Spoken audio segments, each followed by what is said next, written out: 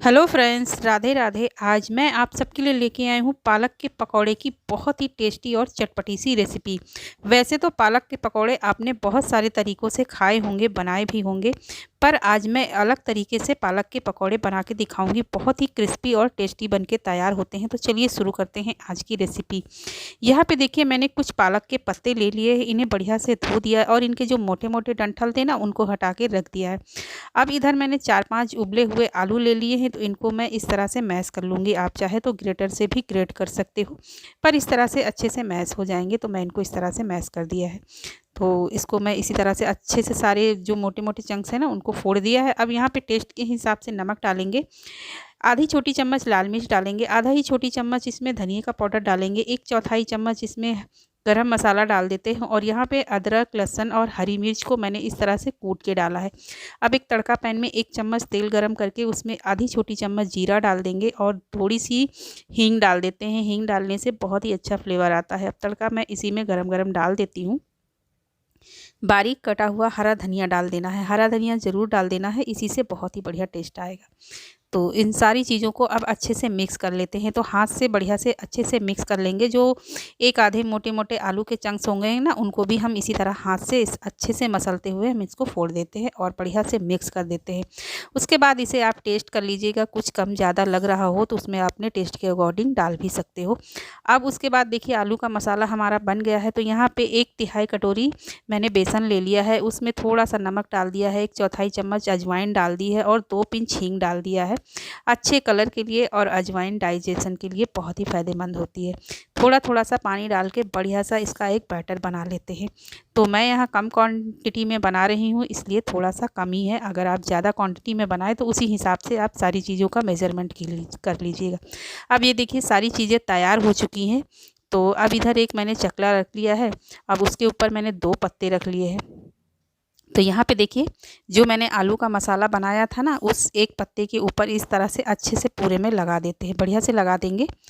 इस तरह से हाथ से भी आप लगा सकते हो, बढ़िया से दबा दबा दबा के पूरे में। और ये देखिए, अच्छे से लगा दिया। और दूसरा पत्ता उठा के इसके ऊपर हम इस तरह से चिपका देंगे।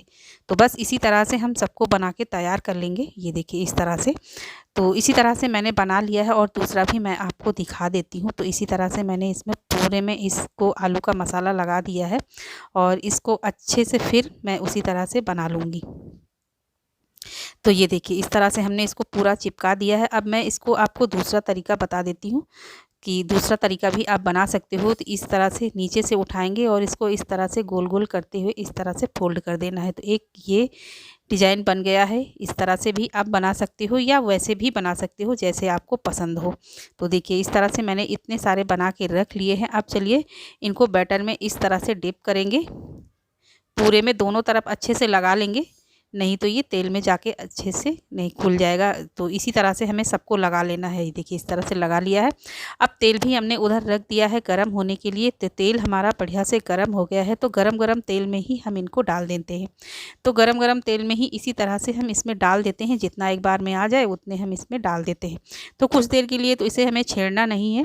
जब अच्छे से नीचे से सिक जाए तभी हमें इसके दूसरी तरफ पलटना है। तो थोड़ा सा तेल ऊपर से भी डाल देते हैं और फिर इसको दूसरी तरफ हम पलट के सेक लेंगे। और ये बहुत ही क्रिस्पी बनके तैयार होते हैं। तो एक बार इस तरह से ज़रूर ट्राई कीजिएगा, सबको बहुत पसंद आएगा। देख रहे हैं ना कितने बढ़िया फूल गए हैं। ये फूले फूले बहुत ही क्रिस्पी बनके तैयार होते हैं। तो इस तरह से हमने एक बैच बना के तैयार कर लिया है। तो दूसरा भी मैं उसी तरह से आपको दिखा देती हूँ। तो इस तरह से बेसन में इसको रोल वालों को इस तरह से डिप करेंगे और फिर से हम उसी में डाल देते हैं। तो इसे हमें मीडियम लो आँच पे ही सेंक लेना है, क्योंकि धीमी आँच पे नहीं सेकेंगे नहीं तो ये बहुत सारा तेल पी जाएंगे। और इसमें सब कुछ पका ही हुआ है, बस थोड़ा सा ऊपर का बेसन जो है ना, उसी को थोड़ा सेकना है। और इसको अच्छे से मैं सेक लेती हूँ। और ये देखिए, ये भी हमारा ये बैच भी बनके तैयार हो गया है। बहुत ही टेस्टी और क्रिस्पी लग रहे हैं देखने में। और इनको आप बना के मेहमानों को भी खिला सकते हो। जैसे कभी कोई मेहमान आए घर में तो फटाफट से ये बन जाते हैं, बिल्कुल टाइम नहीं लगता है। चाय के साथ, चटनी के साथ इन्हें खाइए, बहुत ही टेस्टी लगते हैं। तो आप लोग इन्हें ज़रूर ट्राई कीजिएगा, आप सबको बहुत पसंद आएंगे। फ्रेंड्स, रेसिपी पसंद आए तो लाइक करना, शेयर करना और कमेंट करके भी बताना कि कैसी लगी। ये देखिए, मैंने आपको